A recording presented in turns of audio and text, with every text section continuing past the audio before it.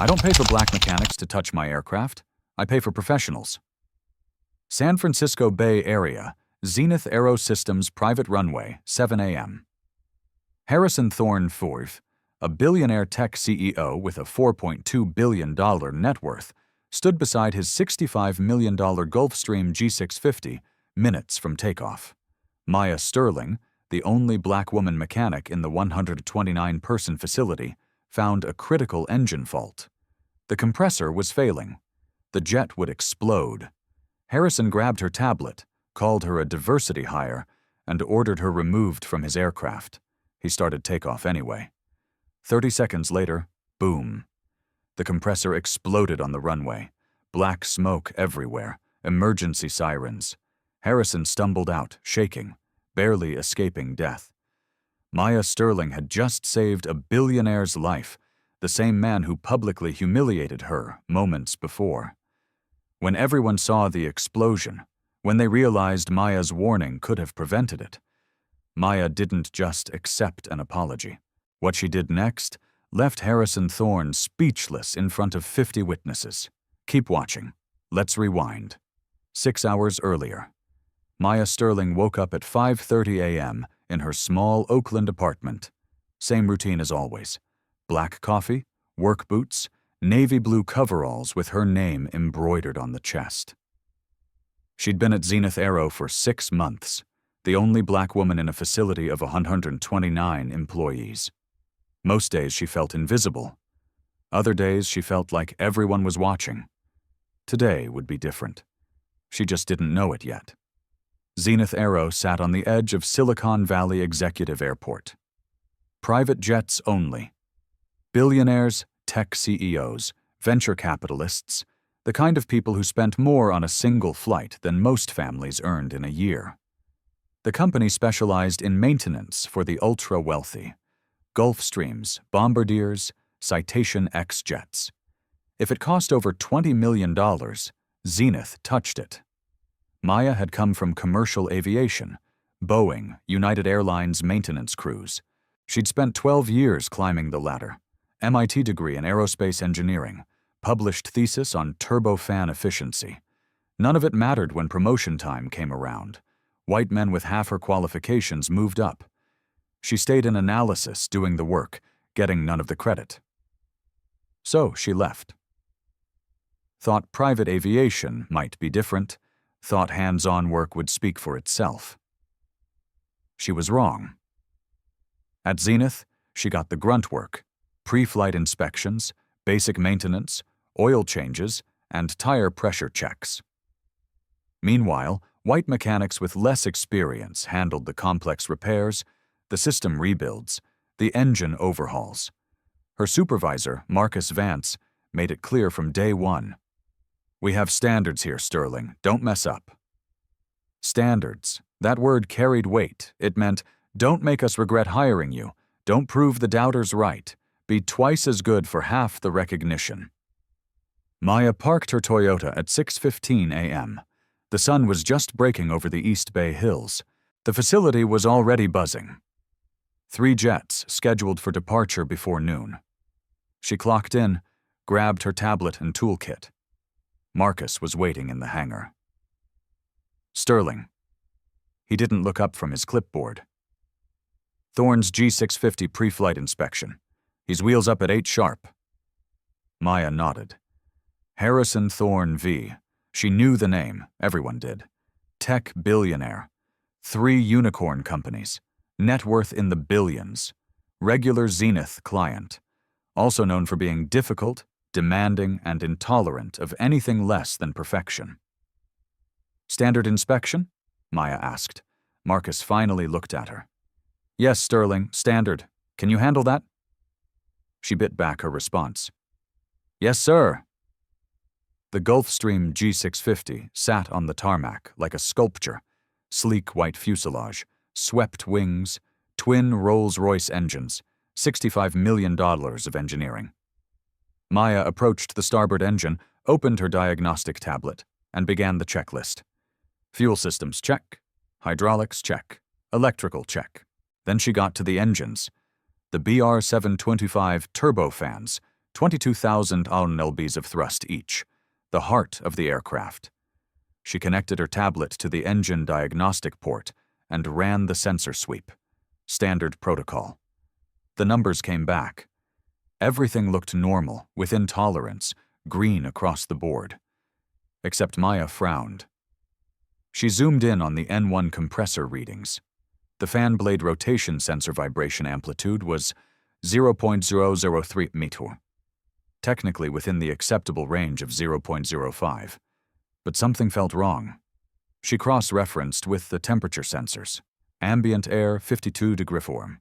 Forecast for cruise altitude 68 degree, a 16 degree variance. Then she checked the maintenance history. Last turbine inspection 14 months ago. Blade wear noted at 0.4 mm, within the 0.5 tolerance limit. Maya did the math in her head. Turbofan blade degradation wasn't linear, it was exponential, especially in titanium alloy blades under thermal stress. At 0.4 mm 14 months ago, the blade was at 80% of tolerance. Following exponential degradation with a power curve exponent of 2.3, projecting forward 4 months past the scheduled inspection, the current wear should be approximately 0.46 mm, 92% of tolerance. And with a full passenger load climbing to 45,000 ft, thermal expansion on a blade with existing microfractures. Maya's stomach dropped. She ran the calculation again, double-checked her numbers. Same result. This engine had a 78% probability of catastrophic failure under stress conditions, most likely between 28,000 and 32,000 torst, right in the middle of the climb to cruise altitude. She photographed the diagnostic screen and logged the readings. She checked the flight plan on the system. Harrison Thorne's destination. New York. Flight path over the Rocky Mountains. Cruise altitude 45,000 ft. If that compressor failed at altitude over mountains, the results would be catastrophic. Engine disintegration, asymmetric thrust, hydraulic failure. Survival rate for high-altitude compressor failure in twin-engine jets, 11%. Maya looked around the tarmac. Other mechanics were finishing their inspections, giving thumbs-up signals, clearing aircraft for departure. She pulled out her phone and checked the time. 7:05 a.m. Harrison Thorne would arrive any minute. She had to tell someone. Maya walked quickly back to the hangar and found Marcus Vance reviewing paperwork. "Marcus, I need to show you something." He didn't look up. "I'm busy, Sterling." "It's the Thorne jet, the starboard engine.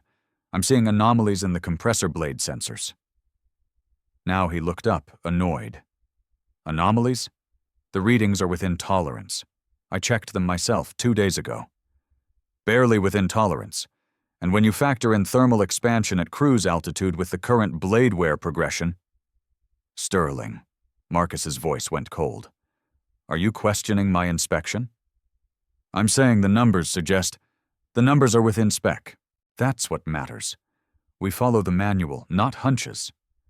Maya held up her tablet. "Look at the vibration amplitude. Then look at the blade wear from the last inspection. If you project the degradation curve..." "I don't have time for this." Marcus signed a form and handed it to another mechanic. "Thorne's aircraft is cleared for departure. If you're not comfortable with standard procedures, maybe this isn't the right job for you." The words hit like a slap. Maya felt her face flush. Other mechanics were listening now, watching. "I'm just trying to..." "You're trying to show off," Marcus said quietly. "Trying to prove you're the smartest person in the room. That's not how we work here. We're a team.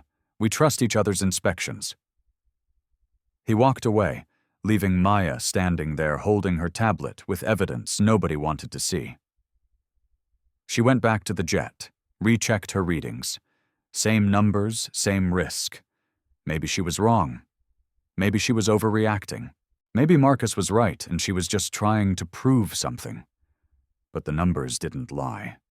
Engines didn't lie. Her father's voice echoed in her head. Elias Sterling, dead 2 years now, a former automotive engineer at GM, the man who'd raised her alone after her mother died. If you know you're right, stand in it. Maya heard the cars arriving and looked up. 3 black limousines pulling onto the tarmac. Harrison Thorne 5 had arrived. He stepped out of the lead vehicle. Tall, mid-50s, expensive suit, confident walk. The walk of a man who'd never been told no. Behind him came his executive assistant, Chloe Sinclair, then his pilot, Captain Robert Hayes, then 3 more passengers, business associates probably, all dressed like they were heading to a board meeting. Harrison walked straight toward his jet and saw Maya standing at the engine. His face changed, not quite disgusted, more like inconvenienced. "Captain Hayes," he called out, "I thought I requested experienced personnel for this morning." Maya felt every eye turn toward her. The other mechanics, the pilots, the ground crew. Captain Hayes jogged over. "Sir, Miss Sterling is one of our certified—" "Where's Marcus?" Harrison cut him off. "Where's someone who actually knows these aircraft?" Maya stepped forward, professional and calm. "Mr. Thorne, I'm certified for G650 maintenance. I've completed your pre-flight inspection, but I need to show you—" Harrison held up his hand. Didn't let her finish. "Let me be very clear. I don't have time for on-the-job training. I have a meeting in New York that's worth $800 million. I need someone qualified." "I am qualified, sir. MIT Aerospace Engineering, 12 years experience, but your starboard engine." "MIT?" Harrison's eyebrow raised. "Really? And yet here you are doing pre-flight checks." The condescension dripped from every word. Maya felt her hands tighten on the tablet. Marcus Vance appeared. Thank God he'd fixed this. "Mr. Thorne." Marcus extended his hand. "Everything's cleared for departure, sir. All systems nominal." Harrison shook his hand, warm and familiar. "Marcus, good to see you. I assume you personally verified the inspection." "Yes, sir. I've reviewed all the diagnostics. You're good to go." Maya couldn't stay quiet. "Marcus, I showed you the compressor readings. Sterling, I've got this." Marcus's tone was a warning. "Don't embarrass me in front of the client." Harrison turned to Maya, really looked at her for the first time, and she saw it in his eyes. That calculation, that assessment. Black woman, grease-stained coveralls, cheap work boots, trying too hard to be heard. He'd already decided she didn't belong. "Young lady," Harrison said slowly, "I'm sure you're very enthusiastic, but enthusiasm doesn't replace experience. Captain Hayes, let's board. We're already running behind." Maya took a step forward. "Mr. Thorne, please. There's an anomaly in the N1 compressor. If you take off with those readings—" Harrison turned back, his patience exhausted. "Do you know how many times I've flown in this aircraft? Hundreds. Do you know how many mechanics have cleared it? Dozens. All of them more experienced than you." He moved closer. Close enough that she could smell his cologne. Close enough that his voice was almost a whisper. "I don't pay for black mechanics to touch my aircraft. I pay for professionals." He said it out loud, deliberately. Maya felt the words like a physical blow. The other mechanics stopped moving. Captain Hayes looked away. Chloe Sinclair smirked. Harrison walked toward the jet stairs. "Marcus, I want her removed from my account permanently. No diversity hires on my aircraft going forward. Is that clear?" "Crystal clear, Mr. Thorne." Harrison climbed the stairs and disappeared into the cabin. His passengers followed. Marcus grabbed Maya's tablet, didn't look at her, just took it, logged the final clearance himself, and gave the thumbs up to Captain Hayes. The engine started to spool up, that distinctive whine of the BR-725 turbofans building power. Maya stood there alone, while 6 mechanics busied themselves with other tasks, while the jet she'd just flagged as unsafe began to taxi. She pulled out her phone, took photos of the engine, and documented everything. If this went wrong, she'd need proof. Proof she'd tried. Proof they'd ignored her. The Gulfstream turned onto the runway. Captain Hayes ran through his pre-takeoff checklist. Harrison Thorne sat in his leather seat, probably reviewing documents for his $800 million meeting. Maya watched from the tarmac, helpless, angry, afraid. The jet began its takeoff roll, accelerating faster, 40 knots, 60 knots, 80 knots. And then, if you've ever had to choose between keeping quiet and speaking truth to power, drop a comment below. Because what happens in the next 60 seconds is going to change everything. Hit that subscribe button. You're not going to want to miss what comes next. To understand what happened next, you need to understand who Maya Sterling really was. Detroit, Michigan, 1990. Maya was born into a family of engineers. Her father, Elias Sterling, worked at General Motors, automotive design, engine systems, the kind of work that required precision, patience, and an unwavering respect for physics. Her mother, Angela, was a nurse. She died when Maya was 8, breast cancer, sudden, devastating. After that, it was just Maya and her dad. Elias raised his daughter in the shop. While other kids played with dolls, Maya played with socket wrenches. While other families had dinner table conversations, the Sterling family had workbench discussions about torque ratios and combustion efficiency. Maya rebuilt her first carburetor at 12. Her father watched, barely offering guidance. Just let her figure it out. When she got stuck, he wouldn't give her the answer. He'd ask questions. What's the fuel-to-air ratio supposed to be? Why does the float valve matter? If the mixture is too rich, what happens? Maya learned to think like an engineer before she learned algebra. At 15, she diagnosed a transmission problem that had stumped her father's entire team at GM, a subtle issue with the valve body that was causing intermittent shifting problems. She found it by listening, by paying attention to patterns others dismissed as noise. Her father was proud, but he was also realistic. "You're smarter than most people I work with," he told her one night in the garage. "You're going to be better than me someday, but baby, you need to understand something. You're going to have to be twice as good to get half the credit." Maya didn't understand then. She was 15.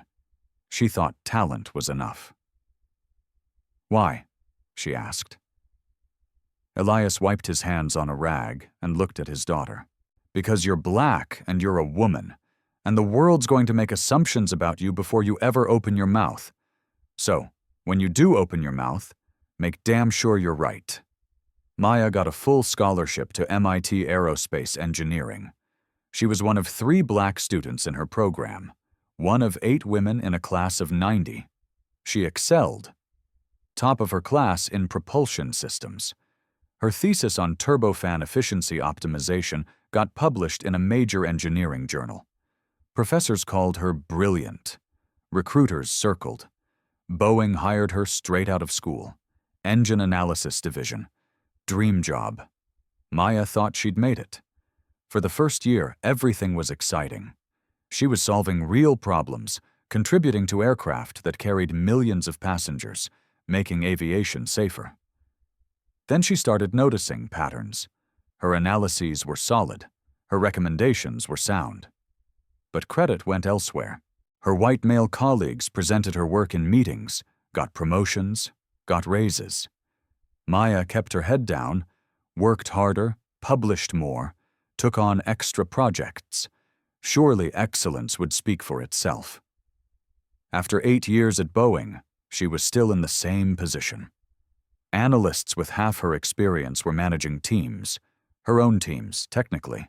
She'd trained them, mentored them, did their work when they struggled, then watched them get promoted over her. The breaking point came on a Tuesday. Maya had spent 6 months developing a new diagnostic protocol for engine blade inspection. Comprehensive, revolutionary, It could save millions in maintenance costs and prevent failures. Her supervisor, a man named Richard, presented it to senior leadership, put his name on it, got a $20,000 bonus and a promotion to senior engineer. Maya asked why her name wasn't on the presentation. "You're part of the team, Maya," Richard said. "We all contributed." She left Boeing 3 months later, moved to commercial aviation maintenance at United Airlines. Thought hands-on work would be different. Thought demonstrating competence with her hands would matter more than navigating office politics. It was different. It was also the same. The best assignments went to the guys, the complex repairs, the interesting problems. Maya got routine maintenance. She was good at it, great at it, but she wasn't challenged.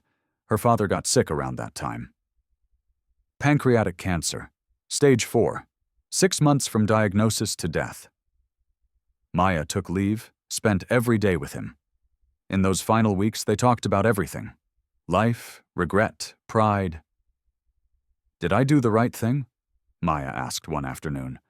"Leaving Boeing? Starting over?" Elias was thin by then, weak, but his eyes were still sharp. "You stood in your truth. That's always right. But I'm not where I should be. I'm better than this." "You are better than this," her father agreed. "But the world's going to try to make you small every single day. You can't control that. What you can control is whether you let it work." He paused, took a labored breath. Competence speaks louder than comfort. Remember that. People choose comfort over truth every time. They'll trust someone who looks right over someone who is right. But engines, physics, math, they don't care about comfort. They only care about truth. Maya held his hand. "So what do I do?" "You keep being excellent. You keep being right. And when they tell you you're wrong, when they dismiss you, ignore you, humiliate you, you stand in it anyway because eventually reality catches up. And when it does, they'll have to face what they refuse to see." Elias Sterling died 2 days later. His last words to Maya: "Don't let them make you small." Maya moved to private aviation 6 months after her father's funeral. Zenith Aero Systems, fresh start, new environment. Maybe this time would be different. It wasn't. But standing on that tarmac, watching Harrison Thorne's jet accelerate down the runway, Maya heard her father's voice. Competence speaks louder than comfort. The numbers were clear. The engine was failing, and she'd tried everything to stop it. Now all she could do was watch. The Gulfstream G650 hit 80 knots, 90, 100. Captain Hayes was approaching V1. Decision speed, the point of no return. After V1, you're committed to takeoff, no matter what. Maya watched from beside the hangar, her heart pounding, the starboard engine screaming as it spooled to full power. She saw it before she heard it. A shudder. Slight, almost imperceptible, the kind of vibration only someone looking for it would notice. Then the sound. Not an explosion, not yet. A change in pitch. The engine's whine went higher, sharper. Wrong. Captain Hayes noticed, too. Maya saw him glance at his instruments, saw his hand move toward the throttle. Then it happened. Bang! The compressor stalled. Stage 3 blade failure. Catastrophic. Instantaneous. Black smoke poured from the starboard engine. The jet lurched right. Asymmetric thrust. Captain Hayes slammed the brakes. Full reverse thrust on the port engine. The jet decelerated hard, rubber screaming. Smoke from both the engine and the tires. Now emergency alarms blared across the airport. Fire trucks roared to life. Ambulances activated. The Gulfstream stopped 200 FT from the runway's end. Emergency evacuation slide deployed. Harrison Thorne stumbled out first, face white. His assistant followed, then the other passengers. Captain Hayes was last, helping evacuate, professional even in crisis. Foam trucks surrounded the smoking engine, crews doused it in suppressant. Protocol for engine fire on the ground. Maya stood frozen. She'd been right. She'd known. And nobody had listened. She should feel vindicated. Instead, she felt sick. Within minutes, the tarmac filled with people. Mechanics, ground crew, pilots, management, other clients who'd been waiting for departures, and Harrison Thorne storming toward the hangar like a hurricane. Who signed off on that aircraft? His voice carried across the entire facility, rage and terror mixed together. He'd just survived what could have been a fatal crash. Marcus Vance appeared, clipboard in hand. Maya saw him scan the document, saw his face pale. "Sir, the pre-flight inspection was completed by—" He looked up, found Maya standing near the hangar. "Sterling." Every head turned, 30 people, 40, 50, all looking at Maya. Harrison's eyes locked onto her. Recognition, then fury. "You!" He marched toward her. "You cleared that aircraft, you?" Maya stepped forward, tried to keep her voice steady. "Mr. Thorne, I tried to warn you. I found the compressor anomaly during inspection. I reported it to my supervisor." "You cleared it!" Harrison was shouting now, full volume. "You signed off. You could have killed me, killed everyone on that plane." "I didn't clear it, sir. I flagged the issue. Mr. Vance overrode—" Harrison wasn't listening. "This is your fault. Your incompetence almost murdered 8 people."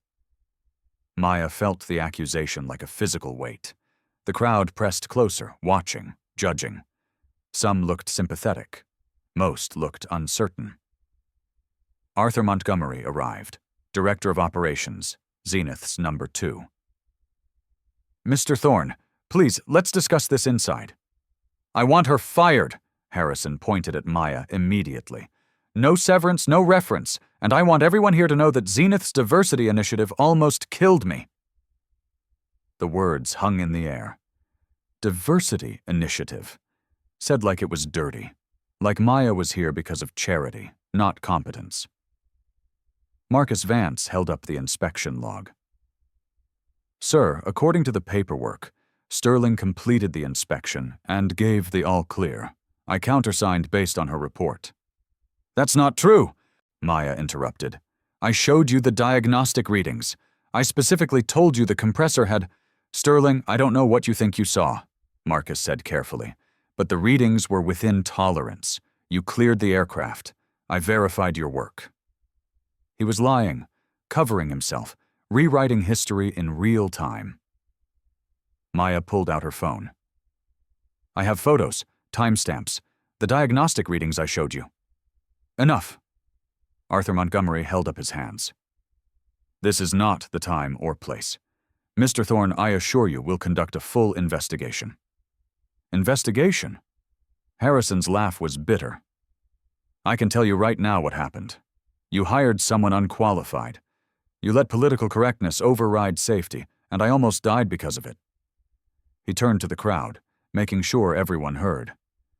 "I've been a client here for 6 years. Never had a single issue. Then Zenith decides to diversify, and suddenly my jet explodes on the runway. That's not coincidence." Maya wanted to scream, wanted to show everyone her tablet, her photos, the evidence. But who would believe her? A black woman with 6 months at the company versus Marcus Vance, a senior mechanic with 15 years of service, versus Harrison Thorne, a billionaire client. She was about to be scapegoated, fired, blacklisted, and there was nothing she could do about it.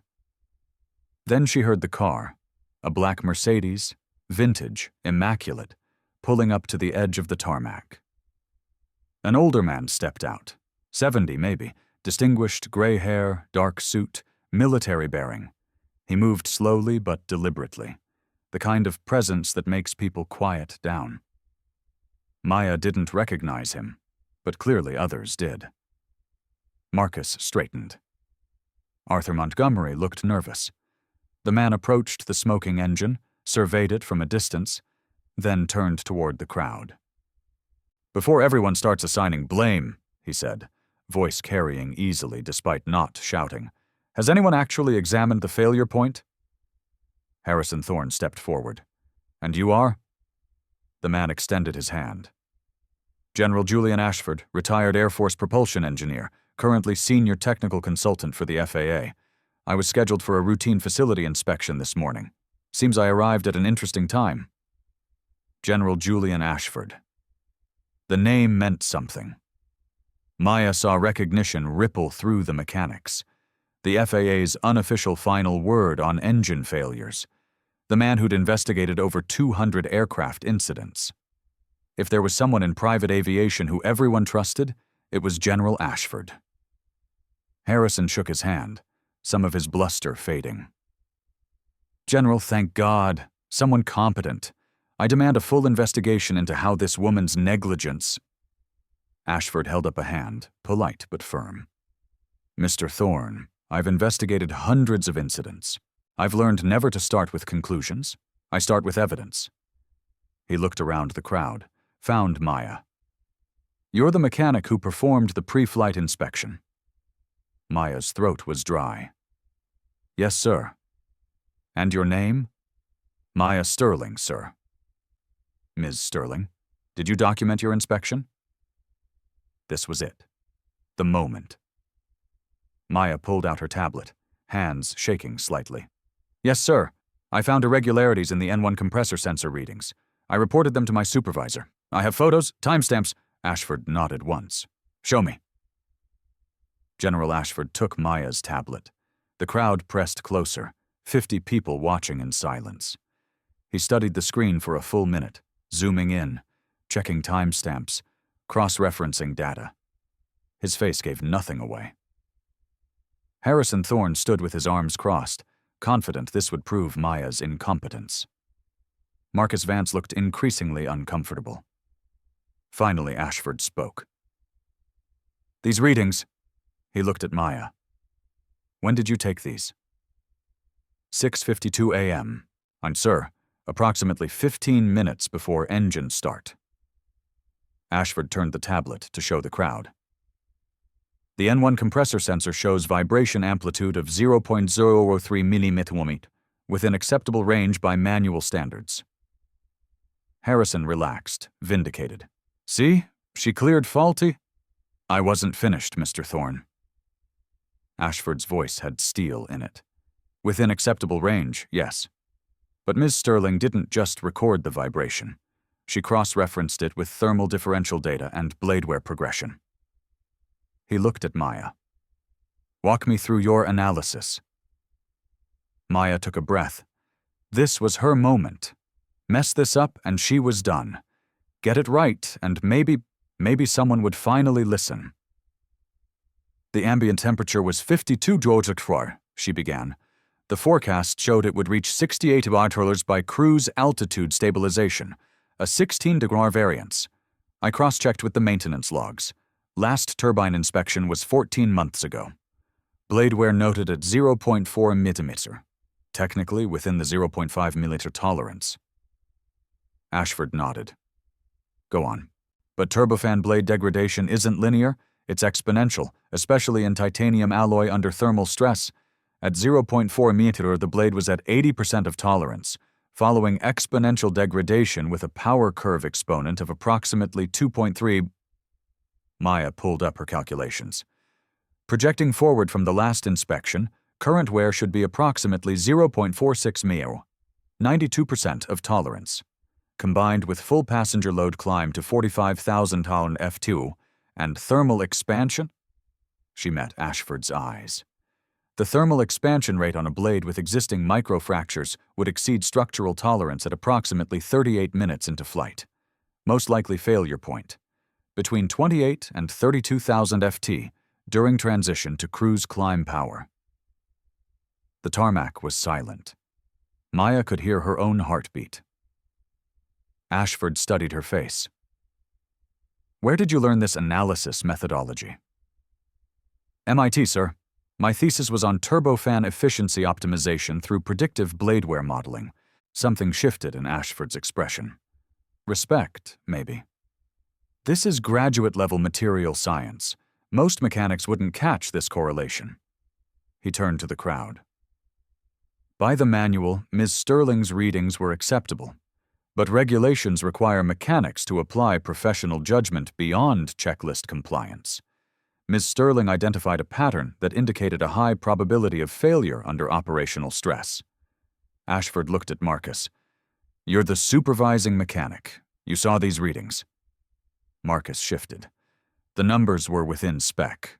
We follow the manual." "The manual provides minimum standards," Ashford said. "Professional judgment exists for a reason. Progressive deterioration requires experienced analysis." Harrison Thorne was no longer smiling. But the engine failed on the ground, so there was no actual danger. Ashford's expression hardened. "Mr. Thorne, you fundamentally misunderstand what happened here. Revelation 2, the pattern." Ashford pulled out his own tablet. "May I see the aircraft's maintenance history?" Arthur Montgomery rushed to comply. Within minutes, Ashford had the full 14-month log displayed on a portable workstation. He scrolled through, stopped, scrolled more, his jaw tightened. "Ms. Sterling, you noticed a pattern in these logs. Explain what you found." Maya hesitated. She'd be directly implicating Marcus, but she'd come this far. 14 months ago, turbine blade inspection, minor wear noted within limits. 9 months ago, compressor efficiency test, acceptable performance, no action required. 4 months ago, routine inspection, all systems nominal. She highlighted the entries. Notice the intervals. 5 months, 5 months. But the last inspection was 4 months ago. This aircraft was due for another inspection 3 weeks from now. Ashford nodded. "Who performed these inspections?" Arthur Montgomery checked the records. His face went pale. "All signed by Marcus Vance." Ashford turned to Marcus. In each case, marginal readings that should have triggered deeper investigation were simply noted and cleared. Explain your reasoning." Marcus's confidence cracked. "The numbers were all within specification. I followed protocol." "You followed the minimum." Ashford's voice was cold. "Now, this is precisely why the FAA emphasizes judgment over checklists. This bladeware has been progressing for over a year. Each inspection showed degradation trending toward failure, and each time you cleared it, because technically it met minimums." Maya spoke up, emboldened. "If you look at the bladeware from 14 months ago, 0.4 millimeters, that's 80% of tolerance. But blade degradation accelerates. It's not linear." She pulled up her graph, the predictive curve she'd calculated. "Exponential degradation for titanium alloy under these operating conditions follows a power curve. My sensor readings this morning showed vibration patterns consistent with 0.45 to 0.46 nm actual wear." Ashford studied the graph, looked at Maya with something approaching admiration. "You calculated this curve yourself?" "Yes, sir. Based on published data on BR-725 turbofan blade fatigue under operational stress." Ashford turned to the crowd, made sure everyone was listening. "What Ms. Sterling did this morning is exactly what aviation safety requires. She didn't just follow a checklist. She analyzed trends. She applied material science. She made a professional judgment call based on evidence." He looked directly at Harrison. "And she was ignored, dismissed, and humiliated because her analysis challenged assumptions." Revelation 3, the life-saving insight. Ashford pulled up his tablet, loaded a simulation program.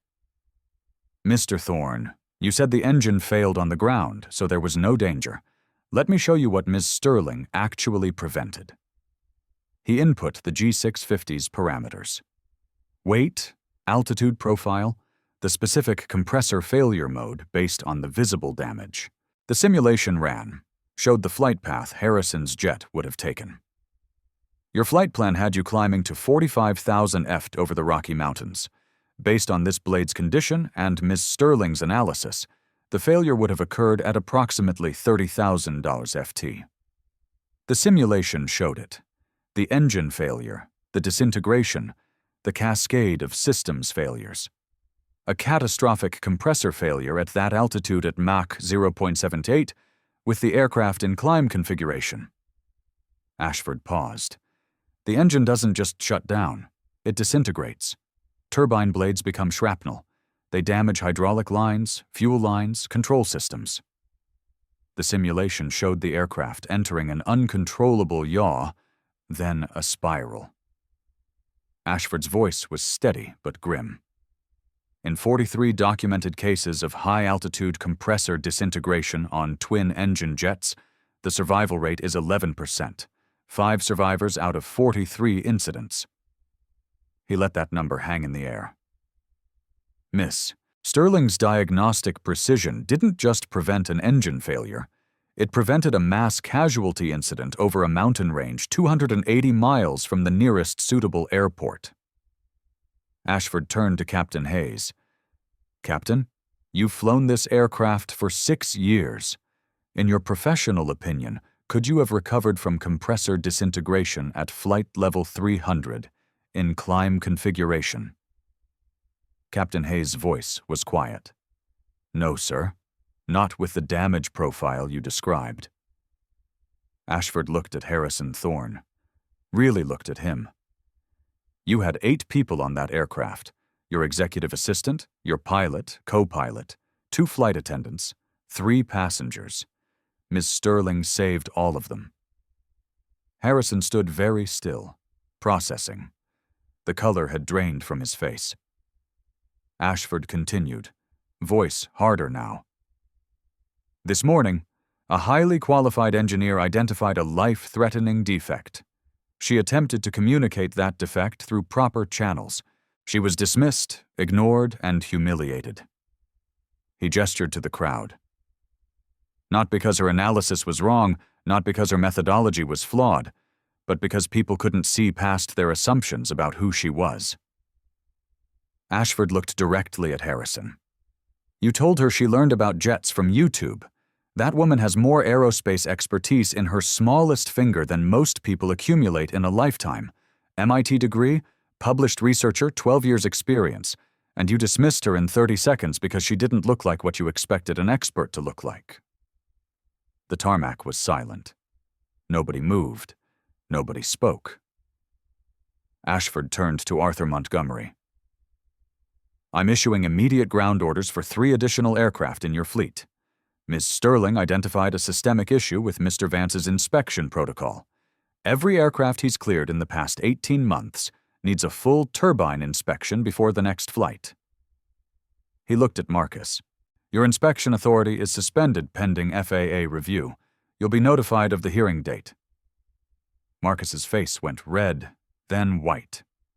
His career was over. Ashford extended his hand to Maya. Outstanding work, Ms. Sterling. Textbook safety analysis. Your methodology should be taught. Maya shook his hand, felt tears threatening, but held them back. Then something unexpected happened. Someone in the crowd started clapping.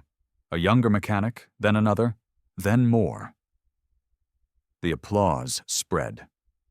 Not everyone, but enough. The people who understood what had just happened, who saw Maya's competence finally, undeniably recognized. Harrison Thorne stood in the center of it all, speechless, his entire worldview cracking. If this story is giving you chills, hit that subscribe button right now because the justice that came next, when Maya finally got to speak her mind, was even more satisfying. But first, let's see exactly what that engine failure revealed. General Ashford wasn't finished. I need that engine open for inspection now. Within 30 minutes, maintenance crews had removed the starboard engine cowling. The compressor section lay exposed, stage 3 blades visible under the harsh California sun. Ashford pulled on inspection gloves, used a bore scope camera.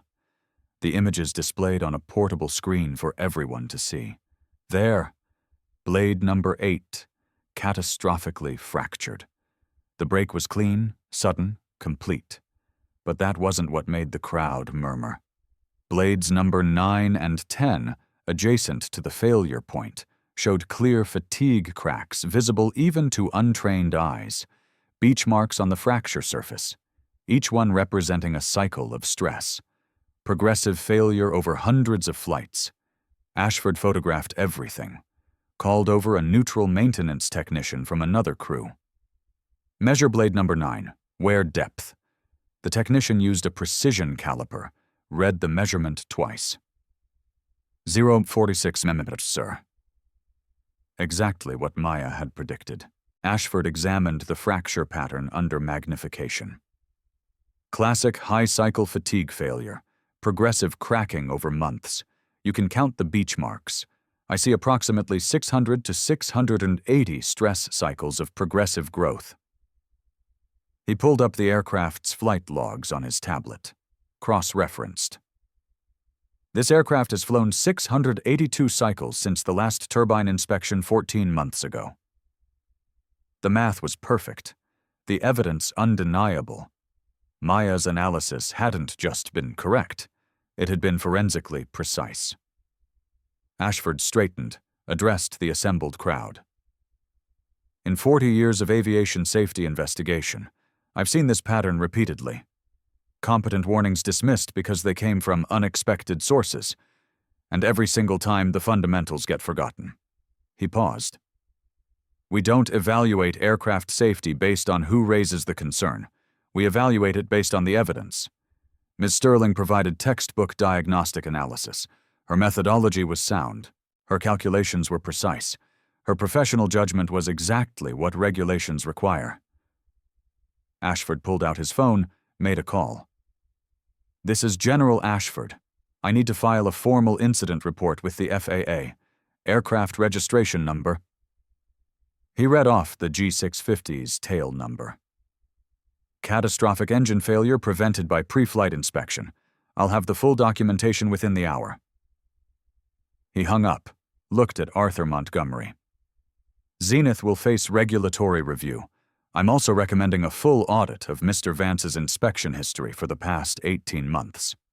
Then Ashford did something Maya didn't expect. He pulled up Marcus's inspection records on the facility computer, started going through them methodically, other aircraft, other clients, 15 inspections over 18 months. A pattern emerged quickly. Marcus consistently cleared aircraft to minimum specifications, never recommended proactive maintenance, never flagged marginal readings for deeper investigation. 3 aircraft showed concerning patterns similar to Harrison's jet. Blade wear trending toward failure, temperature anomalies, vibration patterns at the edge of tolerance. These 3 aircraft, Ashford pointed to the records, ground them immediately, full turbine inspections before next flight. Arthur Montgomery looked sick. General, those are active client aircraft. Then your clients will wait. Ashford's tone left no room for argument. Would you prefer they wait on the ground or crash at altitude? He turned to the full crowd, made sure every mechanic, every pilot, every manager was listening. This is why professional judgment matters. This is why we can't just follow checklists. Aviation is a science, yes, but it's also an art. The art of seeing patterns, of trusting your analysis even when others doubt, of having the courage to stand in your expertise. Ashford looked at Harrison Thorne. Mr. Thorne, I'll be filing a formal incident report with the FAA. It will note that catastrophic failure was prevented by diligent pre-flight analysis performed by the assigned mechanic. It will also note that proper safety protocols were initially ignored due to, he chose his words carefully, interpersonal dynamics that have no place in aviation safety. Harrison's face was unreadable. Shame, anger, fear, all mixed together. Ashford continued, the FAA takes these matters very seriously. Zenith will face review. Your aircraft will be grounded pending repairs. But Mr. Thorne, 8 people are alive right now because one mechanic refused to ignore what she knew was true. Silence across the tarmac. 50 people processing what they'd just witnessed. The complete vindication of Maya Sterling. The exposure of systemic negligence. The undeniable proof. Ashford extended his hand to Maya again. This time it felt different. Not just professional courtesy, but genuine respect. Ms. Sterling, I'd like your permission to use this case as a training example for FAA certification programs. Your diagnostic methodology should be taught to every aviation mechanic in the country. Maya's voice was steady despite the emotion. Of course, General. He pulled out a business card, handed it to her. I consult on turbofan safety protocols. I'd like to bring you in as a technical advisor. $250 an hour, if you're interested. Maya took the card. Couldn't quite believe this was happening. The crowd had gone quiet again. But this time it was different.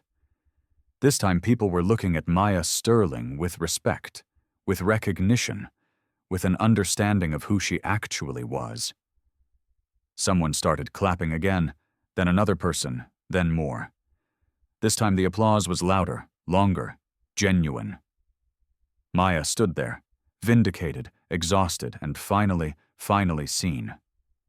Arthur Montgomery stepped forward in front of the entire crowd, 50 people watching. Ms. Sterling, his voice carried across the tarmac.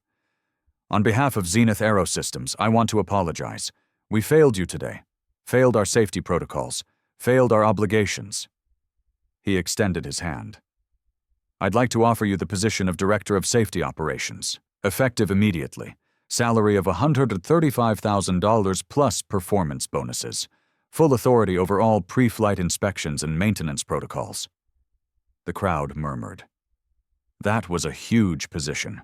Senior leadership, real power. Maya looked at his hand, didn't take it. The murmuring stopped. This wasn't the script. You don't refuse an apology in front of everyone. You don't turn down a major promotion publicly. But Maya had something to say first. Mr. Montgomery, I appreciate the offer. Her voice was calm, clear. But before I accept anything, I need to understand something. She turned, faced Harrison Thorne directly, everyone watching. Mr. Thorne, you called me incompetent this morning. You said I learned about jets from YouTube. You tried to have me fired. And you did all of that before you knew anything about my qualifications, my education, or my track record. Harrison opened his mouth. Maya held up her hand. I'm not asking for an apology right now. I'm asking a question. She paused. What exactly made you assume I was unqualified? Silence. Complete silence. Harrison shifted, uncomfortable. Ms. Sterling, I made a hasty judgment.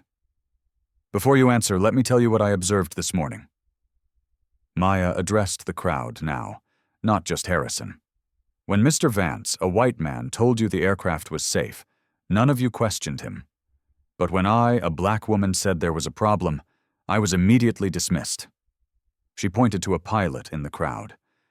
You told me to stay in my lane, pointed to another mechanic. You laughed when Mr. Thorne called me incompetent. Back to Harrison. And you, Mr. Thorne, you looked at my coveralls, looked at my face, and decided I couldn't possibly know what I was talking about. Maya took a step closer. So I'll ask again. What made you assume I was unqualified? Because it wasn't my work. You hadn't seen my work. It wasn't my analysis. You hadn't heard my analysis. So, what was it? Harrison Thorne stood there, mouth slightly open, no words coming out. He knew the answer.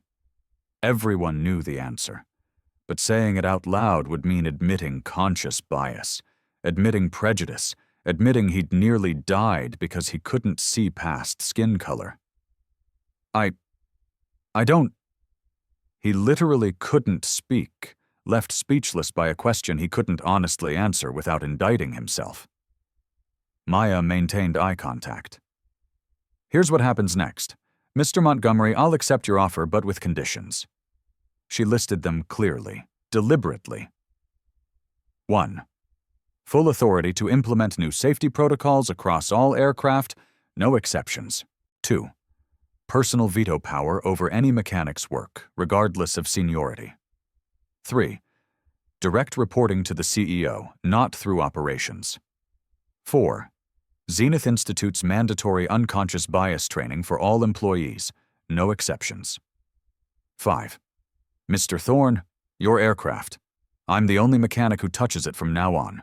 You will personally sign off on my work before every flight, and every time you sign, you'll remember this moment. Arthur Montgomery looked stunned. Ms. Sterling, those are substantial demands. They're non-negotiable. Maya's voice was steel. You want the best safety record in private aviation? You need me, but you need me on terms that ensure this never happens to anyone else. General Ashford, standing to the side, had the hint of a smile. I believe the lady has made her position clear. All eyes turned to Harrison Thorne, the billionaire who controlled millions in contracts, the man who could destroy Zenith with one phone call. He tried to speak, stopped, tried again. You're right. His voice was barely above a whisper. About all of it. The crowd leaned in. Nobody expected this. Harrison gained strength, still humbled, but finding his footing. Miss Sterling, I judged you based on assumptions that have no place in aviation or anywhere else. He struggled with the next words.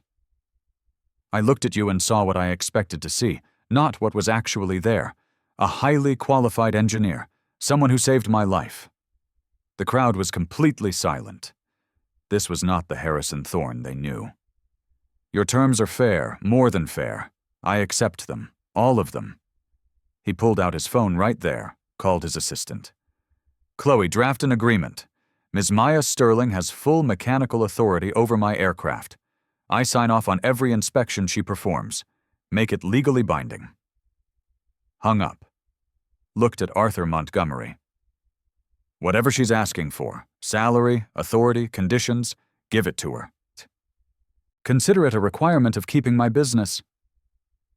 Then Harrison did something unexpected. Extended his hand to Maya, not as charity, but as an equal.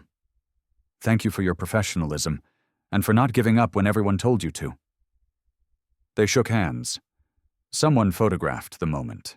That photo would be everywhere by tomorrow. Arthur Montgomery moved quickly, empowered by Harrison's acceptance. Mr. Vance, you're terminated effective immediately. Security will escort you off premises. Your FAA certification suspension will be processed by the end of the week. Marcus's face went through stages. Red, white, gray. His career was over. 15 years gone. Was it harsh? Maybe. But Marcus had consistently chosen convenience over safety, had dismissed concerns from junior mechanics, had created a culture where following minimums mattered more than preventing disasters. Within 24 hours, Zenith announced company-wide changes. Maya Sterling, Director of Safety Operations, direct report to CEO, full authority over all maintenance protocols. New policy. All safety concerns escalated immediately. Source doesn't matter. Evidence does. Mandatory bias training for every employee starting next week. Third-party audit of every aircraft Marcus Vance had cleared in the past 18 months. That afternoon, Harrison returned, asked to speak with Maya privately in her new office. Yes, she had an office now. He sat across from her. I need you to understand something, Harrison said. This morning I didn't just disrespect you. I endangered 8 lives because I couldn't see past my own prejudices. He pulled out his checkbook. I'm establishing a $2 million scholarship fund for underrepresented minorities in aerospace engineering. It'll be named after you, the Maya Sterling Aerospace Scholarship. But I want you to control it. You choose the recipients. Maya was surprised. Mr. Thorne, I didn't ask. I know. That's why I'm offering. You stood up there and demanded systemic change, not personal compensation. That's leadership. The story went viral. Someone had recorded Maya's confrontation. 12 million views in 48 hours. Us Maya Sterling trending. Aviation publications ran features. TEDx invited her to speak. 3 major companies offered jobs at $250,000 plus. The FAA cited the incident in new safety culture training, used it as a case study in organizational dynamics affecting safety reporting. Congress invited Maya to testify about diversity in aviation maintenance. 48 private aviation companies nationwide adopted Maya's diagnostic methodology. Zenith faced a $128,000 fine from the FAA and required third-party audits for 24 months, but their safety record became the best in the industry. Client retention? 98%. Maya Sterling became the face of aviation safety, not despite being a black woman, but because her expertise, her methodology, and her courage had been undeniable. 6 months later, Harrison Thorne's Gulfstream G650 sits on the tarmac. Maya Sterling performs the pre-flight inspection, as she has every single time for 6 months. Harrison arrives, watches her work. Every visit, he reviews her findings personally. Every visit, he signs. Today, he asks, "Ms. Sterling, do you ever wonder if that confrontation was too harsh?" Maya closes the engine cowling and wipes her hands. "Mr. Thorne, you asked me what made you assume I was unqualified. You still haven't answered that question out loud." Harrison pauses. "Fear, I think. Fear that everything I believed about merit might be built on invisible advantages I never acknowledged." Maya nods. "That's the first honest thing you've said to me. Keep going with that." She hands him the clipboard. He signs. Not because he has to, but because he knows she's the best. Sometimes the most powerful thing you can do isn't prove you're right. It's make someone face why they assumed you were wrong. If you've ever had to stand your ground like Maya did, drop A in the comments and tell your story. Hit subscribe, because next week we're covering another expert who was underestimated and what happened when they proved everyone wrong. And here's a question. Go back and re-watch the moment at exactly 3 minutes 15 seconds. There's a detail about Maya's analysis that only the sharpest viewers will catch. Did you notice it? Comment below. Remember, the question isn't whether you're qualified. The question is whether others are brave enough to face why they doubted you.